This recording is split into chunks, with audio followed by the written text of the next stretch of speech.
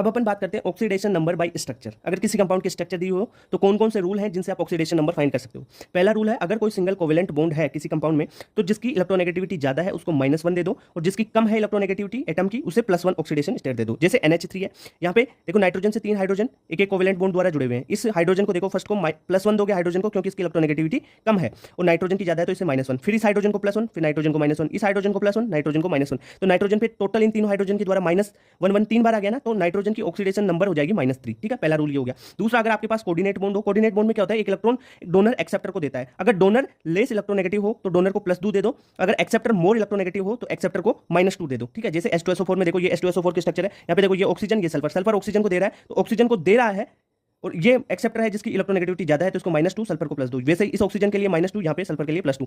अब देखो इधर इस ऑक्सीजन को देखो, यहाँ पे ये ऑक्सीजन -1 होगा, सल्फर को +1 देगा। क्यों? क्योंकि यहाँ पे कोई कोऑर्डिनेट बॉन्ड नहीं है, यहाँ पे सिंगल कोवेलेंट ये वाला बॉन्ड है, इसलिए +1 -1